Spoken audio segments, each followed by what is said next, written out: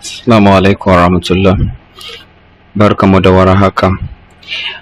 Insha Allah yau za mu fara sabon darasi a sabon manhaja ta kwamfuta wanda ake ce ma Microsoft Excel. Kamar yadda kuka gani, na ɗan shirya wasu shafuffuka da zan fara da gabatarwa akan wannan darasi mai muhimmanci kwarai da gaske, wanda wannan manhaja na Microsoft Excel kusan wuraren da ake aiki na gwamnati da kuma wurare da yawa suna buƙatan su samu cikakken ilimi ta yadda za su iya sarrafa wannan manhaja. Kamar yadda kuka gani a wannan shafi ga alama wanda ga duk wanda ke aiki da kwamfuta yake iya gani ya gano da cewa ita wannan alama ɗin da ake ce ma icon ita ce wanda ake iya samun dama a yi accessing wannan manhaja mai muhimmanci. A wannan shafi na biyu ya zo da takaitacciyar bayani akan Microsoft Excel. Kamar yadda muka gani ana aka ce Microsoft Excel is a spreadsheet component of the Microsoft Office suite. Da me ake da Microsoft Excel? Entering and organizing data in a tabular format. A ciki muna da rows and columns in tabular format. Idan muka zo wurin practical aspect za mu ga wannan bayani daki-daki. Nan kuma muna da performing arithmetical calculations and data analysis using formulas and functions. Sa'annan na uku muna da creating graphs and charts to visualize data. Sa'annan na hudu abin da ake yi da shi shine storing, sorting and filtering data. Ga shafi ta uku ta zo da abin sauran bayani kamar mu ce objectives na ainihin ita wannan Microsoft Excel ɗin. Wannan objectives yana ɗauke da waɗansu abubuwa masu muhimmanci wanda na ɗan ɗiba ƙalilan daga ciki da za mu yi bayani a kai, kamar abubuwa da za mu iya yi da Microsoft Excel ɗin. Na farko muna da successfully move from one cell to another containing formulas and text. Na biyu muna da copy, cut and paste text and formulas. Na uku muna da enter and format text and numbers into cells. Na hudu muna da understand cell references. Na biyar muna da perform basic arithmetical operations in a spreadsheet. Daga ciki akwai ƙarin guda biyu. Muna da understand cell references, sa'annan na ƙarshe muna da perform basic mathematical operations in a spreadsheet. So wannan a takaice su ne objectives waɗanda ya kamata mu ɗiba mu ɗan fara da su, domin manhaja ne wanda ke da faɗi sosai, sai dai mutum ya ɗibi abin da zai iya yi da shi na wani lokaci da sauransu, amma ba zai yiwu ka ce za ka iya komi a cikin wannan manhaja ba. Idan muka tafi zuwa ga shafi na gaba, muna da screen component na Microsoft Excel. Aka ce the opening screen for Microsoft Excel looks like this.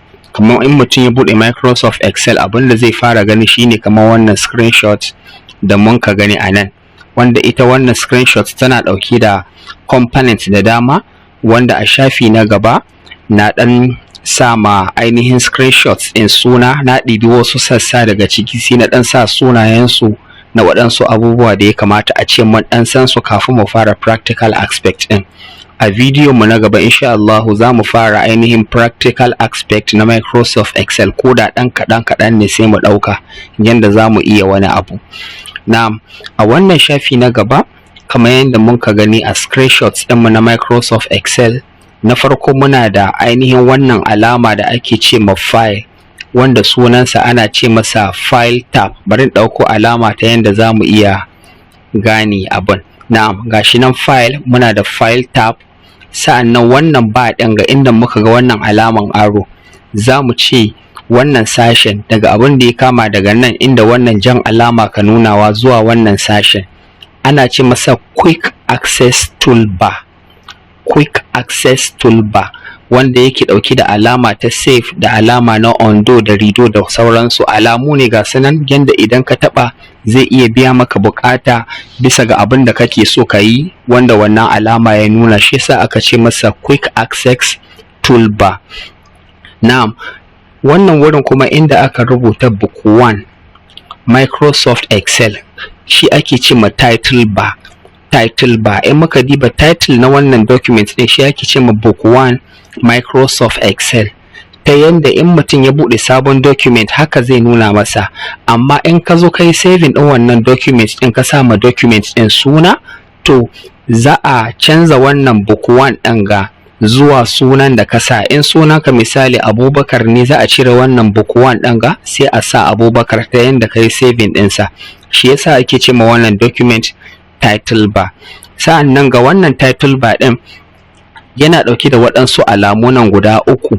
Wannan alama ta X ɗin ga shi ake ce ma close button, wannan kuma shi ake ce ma restore button, wannan kuma shi ake ce ma minimize and maximize button. Idan muka zo wurin practical dukkansa gaba ɗaya za mu gan su daki-daki. Na'am, sai mu dawo a nan. Muna da abin da ake ce ma name bar ko name box, inda aka sa A1 ɗin ga. Amfanin wannan name bar ko name box, in muka diba a cikin shafinmu na Microsoft Excel za mu ga kaman boxes ga sunan guda ina taɓawa. Kaman misali wannan wurin da ke da layi mai kauri haka, ana ce masa kaman box yake, amma ana ce masa cell ake ce ma wannan gida za a ce masa cell, na ƙasansa ma za a ce masa cell, wannan shi ma cell, wannan shi ma cell. Shi yasa a nan sai na yi labelin ɗin shi da selected cell. Ga yana mun yi selecting ɗin wannan cell, saboda haka duk cell da muke ciki zai nuna alamar wannan layi da ɗan kauri haka. Sa'annan in muka diba wannan selected cell ɗin, yana ƙarƙashin wani harafi ne, yana ƙarƙashin harafin A da kuma ƙarƙashin wace lamba 1. Shi yasa anan muka ga an rubuta mana A1, to wannan cell ɗin ga ake ce ma cell A1. To ainihin wannan name bar ɗin ga, a duk cell da mutum ya shiga, wannan name bar ɗin zai rubuta masa ainihin wannan sunan cell ɗin, to shi ake ce ma cell addressing. Sa'annan nan wurin ga muna da abin da ake ce ma formula bar. Wannan gida da muke gani mai tsawo haka, wannan bar ɗin ga shi ake ce ma formula bar. Daga lokacin da mutum ke typing, duk abin da ka yi typing ga cikin cell zai fito a wannan wurin, har dai in aka sa formula, duk formula da ka sa a nan zai fito ne a wannan wurin.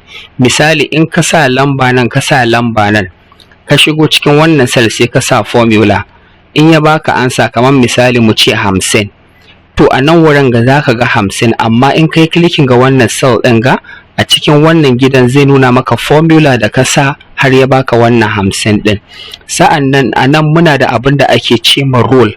Misali wannan alama ta kibiya, column, wannan alama ta kibiya ɗin ga da na sa wurin ga har na sa column wurin ga, yana nuna mana cewa muna cikin column F ne. In muka ce column F, daga abin da ya kama daga inda aka rubuta F ɗin har zuwa ƙasa, har zuwa can ƙarshe, ana ce masa column F kenan. Column ɗin mu ga Microsoft Excel an yi mata alama ce da alphabet ɗin da muke gani. Sa'annan nan inda aka sa row, nan inda aka sa 5, daga wannan kibiya inda 5 yake, in aka tafi har zuwa nan ƙarshe muna da abin da ake ce ma row 5 kenan. In nan za a ce masa row 5 har zuwa ƙarshe, nan za a ce masa row 4, row 3, row 2 da kuma row 1. Haka zalika column F, column E, column D, column C, column B da kuma column A. Na'am, sai mu zo ainihin wannan shafin gaba ɗaya da muke gani haka, wanda ke ɗauke da waɗanga cells da yawa da column da row, shi ake ce ma worksheet area. Kama a ce littafi ne wanda ke ɗauke da shafuffuka da yawa. Shi yasa ana aka sa sheet 1, sheet 2, sheet 3 kenan. Wannan littafi ne wanda yake ɗauke da shafuffuka guda